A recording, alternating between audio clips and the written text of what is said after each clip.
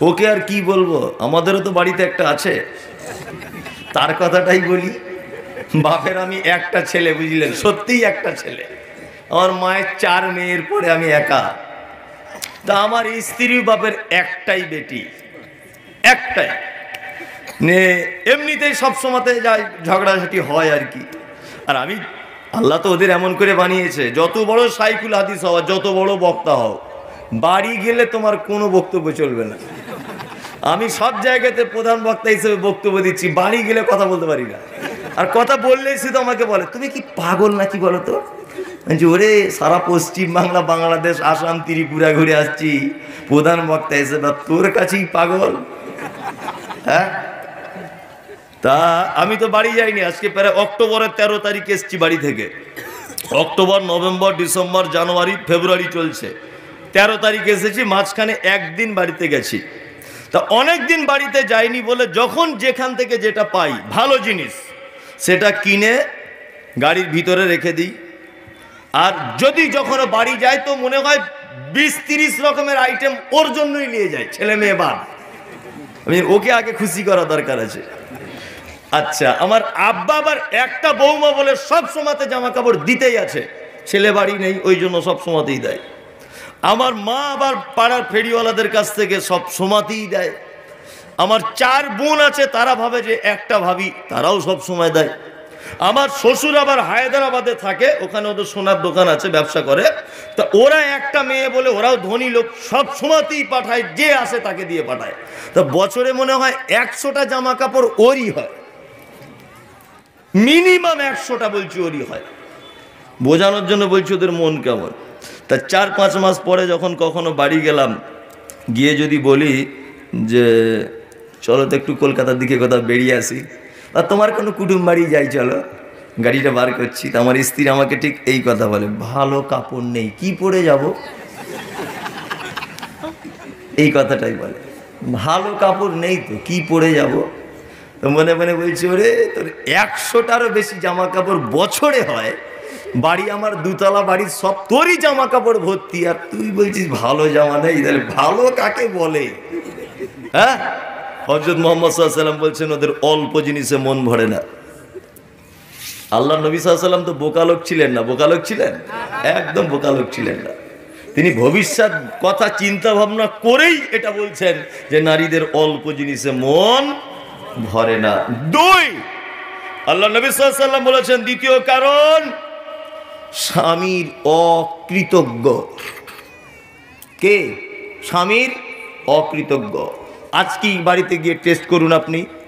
কালকে সকালবেলাতে আপনি আপনার বাড়ি থেকে, পুকুর থেকে একটা কাতলা মাছ ধরেছেন, স্বামী স্ত্রী দুজনা খেতে বসেছেন। আপনার স্ত্রীকে জিজ্ঞাসা করবেন, হা গো খায়রুলের মা, মাছটা কেমন টেস্ট? তো ও এক চান্সে এটা বলবে, মাথা চুলকাতে চুলকাতে, মাছটা মোটামুটি, তবে আমার আব্বাদের পুকুরের মতো টেস্ট নয়। এটা বলবে, বলবে কি বলবে না? বলবে। 2, আজকে বাড়ি গিয়ে টেস্ট করুন। রাতের বেলা সবাই শুয়ে শুয়ে দুজনে খাটের উপরে গল্প করবেন, স্বামী স্ত্রী, দেখো তোমার হাতের মতো রান্না আমি জীবনে কোনোদিন খাইনি। তোমার মাথার কেশ, তোমার গোলাপি কালারের ঠোঁট, তোমার চোখ ঐশ্বর্য রায়ের মতো, তুমি যখন চলো, তোমার বচন ভঙ্গি, তোমার তাকানো, তোমার চলন, অপরূপা সুন্দরী তুমি। সবকিছু বলার পরে রাতে আল্লাহুম্মা বিসমিকা ওয়া মুতাহিয়া এই দোয়াটা বলার আগে একবার শুধু বলবেন, তোমার আব্বারা কিন্তু লোক ভালো না। নয় রাতেই গলা টিপবে, না সকালবেলা পানির সঙ্গে বিষ মিশিয়ে মেরে দেবে। ঠিক বলছি না ভুল বলছি? ও সব কিছু করবেন, সব ভালো, বাপের বাড়ি বদনাম করলে মাথায় কাজ করবে না। করবে? যখন কাজ করবে না। আহা, আল্লাহ নবী সাল্লাল্লাহু আলাইহি ওয়াসাল্লাম বলছেন কি, নারী স্বামীর অকৃতজ্ঞ। এই যাদের বিয়ে হয়ে গেছে শুনে রেখে দাও, লকডাউনে 100 টাকা দামের শাড়ি এনেছে, আলহামদুলিল্লাহ, এ হচ্ছে আল্লাহওয়ালি নারী। 15 দিন পর পর আলু ছানা ডাল দিয়ে স্বামী ভাত খেতে দিচ্ছে, কিন্তু আলহামদুলিল্লাহ, এ হচ্ছে লক্ষ্মী নারী। আর 100 টাকার শাড়ি এনেছে বলে ওই শাড়িটা পাড়ার মেয়েদেরকে দেখাচ্ছে, আর বলছে, দেখো আমাদের ফটিকের আব্বা কত বদমাশ, একটা শাড়ি এনেছে 150 টাকা দামের। এই শাড়ি মানুষে পড়ে, ওকে কালকেই তালাক দিয়ে দেন, ঘর থেকে বার করুন আগে। ও হচ্ছে হস্তিনী মেয়ে। কি বলছি বুঝতে পারছেন না? কি স্বামীর দুর্নাম যে অন্য জনের কাছে করে, ও হচ্ছে হস্তিনী মেয়ে, ওকে তারা জীবনে সংসারে বরকত টরকত হবে না। ওই জন্য হযরত মুহাম্মদ সাল্লাল্লাহু আলাইহি ওয়াসাল্লাম তো একদম মহাবৈজ্ঞানিক, ইনি বলেছেন নারীকে 4টে জিনিস দেখে বিবাহ করো, তার মধ্যে ফাজফার বিজাতিদ দিন, তার দিনকে তোমরা প্রাধান্য দাও, তার ভিতরে ইসলাম আছে কিনা প্রাধান্য দাও। ওই জন্য তো আমি সব যুবক ছেলেদের সব সময়তেই বলি যে বিবাহ যদি করতে চাও তাহলে একটা মাদ্রাসায় পড়া মেয়েকে করো, এই নিয়তটা অন্তত পক্ষে রাখো। যদি বলেন তাহলে স্কুলে পড়া মেয়েরা বিয়ে হবে না, না ওটা বলতে চাইনি, ওদেরও অনেক ভালো মেয়ে আছে। আমি তার মধ্যে এখন বর্তমানে একটা নারীকে হেফাজতে রাখার সব থেকে বড় মাধ্যম মাদ্রাসা, সব থেকে বড় মাধ্যম। আল্লাহ নবী সাল্লাল্লাহু আলাইহি ওয়াসাল্লাম 3 নম্বরে বলছেন ওরা গীবত করে। এই যে জলসা শুনতে এসেছে, একটা মেয়ে আর একটা মেয়েকে বলছে, এরা তো জলসা শুনছে না, বসে বসে বলছে বুবু তুই কোন ভ্যানে এলি? হ্যাঁ, তো সে বড় ছেলেটা স্কুলে ভর্তি হওয়ার কথা ছিল, হতে পেরেছে? হ্যাঁ, তোর খালা শাশুড়ি মারা গেছে শুনলাম, সত্যি কালকে পটলটা যা রান্না করেছিল না, মনে ঝাল দিতে ভুলে গেছে, এই সব করছে। 1 2 গীবত, পরনিন্দা। আল্লাহ নবী সাল্লাল্লাহু আলাইহি ওয়াসাল্লাম বলছেন সাবধান, নারী পরনিন্দা করে। মাঝখানে আর একটা কথা বলছি, সংসার যদি সুখের যদি করতে চান, আমি মমতাজুল ইসলামের এই কথাটা আজকে তাবিজের মতো গলায় লুটকে রাখুন আপনার ব্রেনে, আপনার বাড়িতে পাড়ার কোনো মেয়েকে ঢুকতে দেবেন না, তাহলে সংসারে 12টা বেজে যাবে, বুঝলেন না? 4টে পুরুষ মানুষ বন্ধু নিয়ে বৈঠকখানাতে বসে গল্প করুন, অসুবিধা নাই। একটা মেয়ে যদি আপনার অনুপস্থিতিতে আপনার বাড়িতে ঢুকে যায়, সংসার আজকেই 12টা বাজিয়ে দিয়ে বার হবে, বুঝলেন না? আজকেই। ও গিয়ে কিছুই নয়, বৌমাকে ধরি গোপনে বলবে তুমি তো নতুন এসেছো, শ্বশুর শাশুড়িকে চিনো না, আমি 11 বছর আছি, এরা যে কি চিজ কদিন পরে বুঝবে, কোনো কথা নেই, ওইটা বলেই পালাবে। এর নাম নারী। ঠিক বলছি না ভুল বলছি? একদম। এবার আর একটা কথা বলে রাখছি আপনাদেরকে অনুরোধ করে, ওদের থেকে খুব সাবধানে থাকবেন, খুব সাবধানে। ওদের পাল্লা যে পড়েছে তার 12টা বেজে গেছে। কে? তার 12টা বেজে গেছে। ওরা এত খাতারনাক, বক্তার বক্তব্য নষ্ট করে দিবে, বিদ্যানের বিদ্যা নষ্ট করে দিবে, কোটিপতির ধন নষ্ট করে দিবে, রূপবানের রূপ নষ্ট করে দিবে, ফ্রি মাইন্ডের লোকের মাথায় টেনশন ঢুকিয়ে দেবে, তার নাম নারী। বুঝলেন না? ওরা ভাবছে এই বক্তাকে আর কোনোদিন আনা যাবে না, তোমরা আগামী বছরে মানা করেই দিও যে কে আর এনো না। তবে তোমাদের এত ছোট বড় করে বললাম, তোমাদের পক্ষে আর একটা হাদিস বলে দিই অন্তত পক্ষে, তাই না? চলুন, 4টে কাজ যদি কোনো মেয়ে করে, 4টে মাত্র কাজ, তাহলে ওকে কেউ রুখতে পারবে না, ও জান্নাত ঢুকে যাবে, কেউ রুখতে পারবে না, একদম সরাসরি জান্নাত। কি বলছেন আল্লাহ নবী? বলছেন আল মারাতু ইজা সাল্লাতু খামসাহা ওয়াসামাতু শাহরাহা ওয়া আতাআত বালাহা ওয়া আহসানাতু ফারজাহা ফাতাদখুল মিন আইয়ি আবওয়াবিল জান্নাতি সাআতুন। নবী আমার বলেছেন একজন নারী যদি 4টে কাজ করে, এই 4টে কাজ করার কারণে ওই নারীটা জান্নাতে চলে যাবে। তার 1 নম্বরের কাজ হলো, আল্লাহর নবী বলেছেন একজন নারী 5 ওয়াক্ত নামাজ পড়বে। কেউ পড়বে 23 দিন, কেউ পড়বে 27 দিন, কেউ পড়বে 21 দিন, আর আপনার বাকি দিনগুলো ছুট দেওয়া আছে, কাজা করা লাগবে না। ইশারাতে বুঝে যান, রোজা যদি হয় কাজা করা লাগবে, আর নামাজ হলে কাজা করা লাগবে না।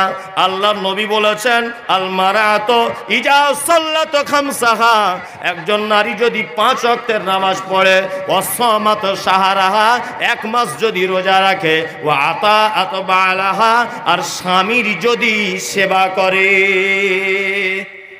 আপনাদের করে তো? সেবা করছে? ওই একটা লোক এরম করছে, মানে খুব বিপদে আছে বেচারা, কঠিন বিপদে আছে। হ্যাঁ, তার মানে আপনারা খুব মানে খারাপ আছেন। ওরা বলছে এখান থেকে না, সেবা করে না। আল্লাহু আকবার। আল্লাহ নবীর আয়েশার কি প্রেম ছিল, কি প্রেম!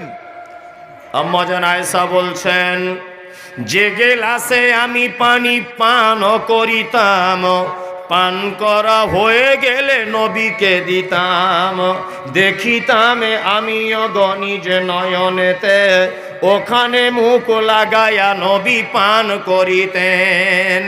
গোস্ত খেয়ে হাড্ডিগুলো ফেলিয়া দিতাম, চুষে চুষে খেত নবী চোখেতে দেখিতাম। আম্মা জান আয়েশা বলছেন যে গেলাসে আমি পানি পান করিতাম, পান করা হয়ে গেলে নবীকে দিতাম। আম্মা জান আয়েশা বলছেন বিশ্ব নবী আমাকে এত ভালোবাসতেন, এত প্রেম করতেন, আমি গেলাসে যে জায়গাটায় মুখ লাগিয়ে পানি পান করেছি আল্লাহর নবীকে দেখেছি ওই জায়গাটা আবার মুখ লাগিয়ে তিনি পানি পান করতেন। আম্মা জান আয়েশা বলছেন গোস্ত খেয়ে হাড্ডিগুলো ফেলিয়া দিতাম, চুষে চুষে খেত নবী চোখেতে দেখিতাম।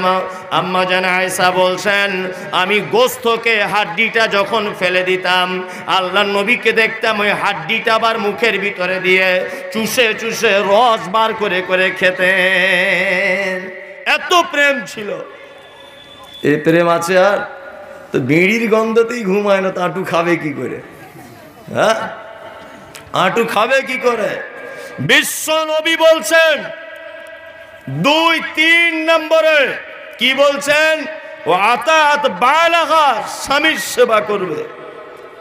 মাঝখানে আর একটা কথা বলে রাখছি, শুনে রেখে দেন। কিছু কিছু পুরুষ মানুষ আছে তাদের ধারণা যে আমার বউ মনে হয় আমাকে ছাড়া আর কাউকে ভালোবাসে না, হ্যাঁ আছে না? ওই জন্য দেখবেন সব কিছু উজাড় করে ওকে দেয়, বাপ মাকে পর্যন্ত মারতে শুরু করে ওর পাল্লাতে পড়ে, বুঝলেন?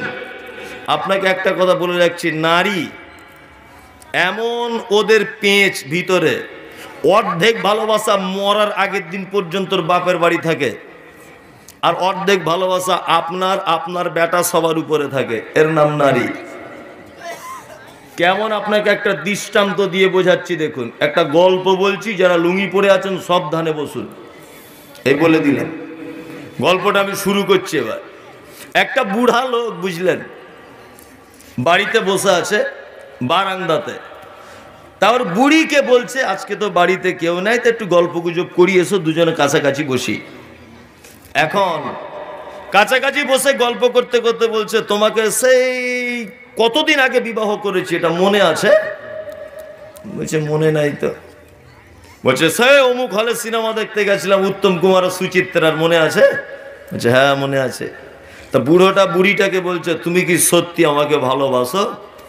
তা বুড়ি তখন বলছে 8টা ছেলে মেয়ে হয়ে গেল, আর এখন তুমি আমাকে জিজ্ঞাসা করছো ভালোবাসি কিনা? হ্যাঁ, তোমারই লেগে তো বেঁচে আছি। তা বুড়ো বলছে সত্যি ভালোবাসছো আমাকে? বলছে আমার নানির কসম দিয়ে বলছি তোমায় ছাড়া থাকতে পারবো না। বুড়ি বলছে। এখন লোকটার দমের কষ্ট ছিল, দমের কষ্ট বুঝেন? হ্যাঁ, দমের কষ্ট। তা কষ্ট খুব বেশি হচ্ছে সেদিন রাতে, কেউ বাড়িতে নেই। বুড়োটা বলছে এক কাজ কর, রাত তো অনেক হলো, তো মশারিটা টাঙিয়ে এলে ঘুমিয়ে যায়। তা মশারি টেঙেছে, তা ওর স্ত্রী শুয়েছে ওর পাশে, তা বুড়োটাও শুয়েছে। তা বুড়োটা শোবার আগে বলছে যে আজকে মনে হয় আজরাইল চলে আসবে, আমার যা দমের কষ্ট হচ্ছে। তখন বুড়িটা বলছে দেখো এরকম কথা বলিও না, তুমি মরে গেলে আমি কাকে নিয়ে থাকবো? বুড়ো মানুষ, বুড়ি তাও বলছে, এত প্রেম আর কি। এখন স্বামী স্ত্রী পাশাপাশি শুয়ে আছে। ওদের গোয়াল ঘরে একটা এঁড়ে গরু ছিল। এঁড়ে গরু বুঝেন? এঁড়ে গরু, আড়িয়া গরু ছিল। এখন গরুটা কোনো রকম দড়ি ছিঁড়ে পালিয়ে এসছে গোয়াল ঘর থেকে, পাঁচিল দিয়ে ঘেরা বাড়ি, গরু বার হতে পারেনি। এখন গরু একটা বালতিতে পানি ছিল, পানিটা খেতে গিয়ে ওর শিঙে বালতিটা লেগে গেছে, গরু আর কিছু দেখতে পাচ্ছে না চোখে, বুঝলেন না? এখন গিয়ে একটা দিয়ালে দাস করে মেরেছে, বুড়ির ঘুম ভেঙে গেছে। বুড়ি মশারির তলা দিয়ে দেখছে ওরে বাবা আবার কি, হ্যাঁ এটা আবার কি? গরু হলে আলাদা ব্যাপার, তাই না? এটা আবার অন্যরকম প্রাণী। নিয়ে বুড়িটা এরকম করে দেখছে আর আল্লাহ আল্লাহ করছে। বুড়োটারও ঘুম ভেঙেছে, কিন্তু ও কিছু বলছে না, ও ব্যাপারটা বুঝতে পেরে গেছে, পুরুষ তো। এখন গরুটা আস্তে আস্তে আস্তে আস্তে করে হেঁটে হেঁটে মশারির দিকে যখন আসছে, তখন বুড়িটা বলছে আমার শরীর খারাপ নয়, ওর শরীর খারাপ, ওর দিকে যা বলে মশারি থেকে বাইরে বার হয়ে বসে আছে বুড়িটা। আর বারবার গরুটাকে বলছে আমার দিকে কেন আসছিস, ওর দিকে যা। সকালবেলাতে বলছে ও গো নাসিমার মা কতটা ভালোবাসো বলো, বলছে তোমায় ছাড়া বাঁচবো না। বলছি এরে গরু দেখে যদি আমার দিকে পাঠিয়ে দাও তাহলে মরে গেলে কি করবে বলো, মরে যদি যায় তাহলে কি করবে বলো। হ্যাঁ, এই হচ্ছে ওদের, বুঝলেন না? এটা কি ওদের? হ্যাঁ, ওদের বুদ্ধি নাই ভাববেন না, গিঠে গিঠে বুদ্ধি। ওদের পাল্লায় যে পড়েছে। আর একটা বলবো, ছেড়ে দেবো নাকি বক্তব্য? ছেড়ে দেবো, ছেড়ে দিই নাকি?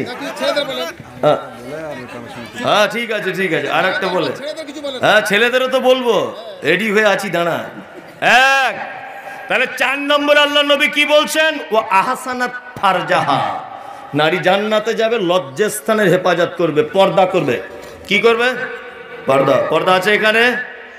মায়েরা ভালো করে শুনে নেন, আপনাদের একটা চিত্র আমি মুমতাজুল ইসলাম বর্ণনা করে দিচ্ছি।